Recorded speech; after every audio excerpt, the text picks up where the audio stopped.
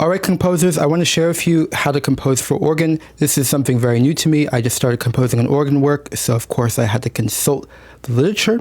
One of the big dangers I found in America is that we often have this assumption that, got to go to the Adler, okay? And there are many other great orchestration books out there that may actually be superior to the Adler. So I'll be looking at the Koechlin, which is what they use in France. He says, le meilleur enseignement sera toujours d'étudier les grands maîtres et surtout J.S. Bach. So this is something quite obvious. He says the best people to study start with Bach. And I know it seems like, okay, duh, but I have to say I was already doing this and just looking at the Koechlin, this orchestration textbook, and comparing it to Bach, I have to say a lot of what he's saying is correct. À côté de lui, Frescobaldi, Marchand, Buxtehude, and Handel. So these are 4 other composers that he recommends you study. And of course, the best way to learn is to just compose for yourself or to study the masters. You don't necessarily have to spend that much time reading the textbook. Vous y verrez que ces musiciens, le plus souvent, procèdent par partie réelle, parfois à 3 seules parties. And he cites the sonatas of J.S. Bach. So what he's saying here is what you'll discover is a lot of the great organ writing is in 3 parts. Okay, 3 parts, just 3 different voices. And he gives, of course, the sonatas of Bach. Ce qui donne une sonorité transparente où tout s'entend le mieux du monde. Okay, so in 3 voices is the ideal he's proposing because everything is clearer, it's easier to hear the relationships. Les morceaux à 4 à 5 parties dans un mouvement vif sont parfois plus confus qu'on ne souhaiterait. So here he gives a caution, so 4 to 5 parts, okay? Beware that a lot of times it ends up sounding too dense or very confused.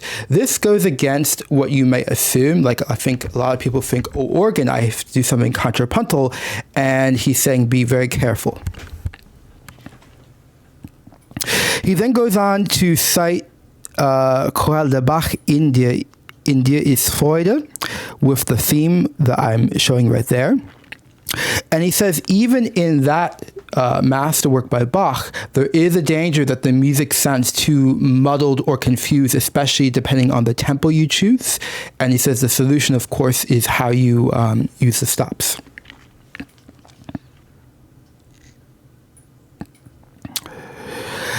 Des accords solides, pleins avec le grand jeu et double forte ont en général une sonorité magnifique. Mais il est bon que les notes puissent durer un certain laps de temps.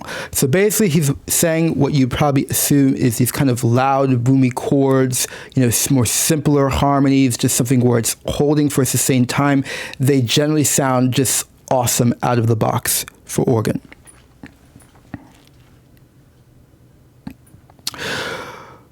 Pour une réalisation polyphonique à 4-5 parties, l'orgue ne se prête pas aussi bien que l'orchestre. So what he's saying here, again, 4 or 5 parts is not ideal for the organ, okay? So you have to, it's not the ideal, that's more suited for the orchestra. À de multiples mouvements rapides, so definitely at a faster tempo especially, it is not ideal. Il vaut mieux dans le cas des grands double forte soit des accords qui se prolongent un peu, soit une seule partie parcourant le clavier en gamme ou en arpège. So he goes on to reiterate, if you're going to have 4 to 5 voices, in general, it's better to have the notes sustained, that sick, full organ sound, and then you can have 1 or 2 parts doing something fancier, arpeggios or some kind of fantasia.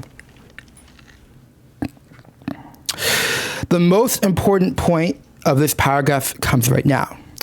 Évidemment, il n'y a point à ce sujet de règle absolue et parfois on ne détestera pas de se trouver comme submergé sous une fluctuation très sombre ou un peu confused. So what he's saying is these are general tendencies, general guidance, okay? It's not the absolute law. Be careful that you don't just read Koechlin and think, okay, that's what it is. I highly recommend reading Koechlin and then verifying for yourself. There's plenty of free recordings of the Bach organ works on YouTube, and read the score and verify, do you agree with what he is saying?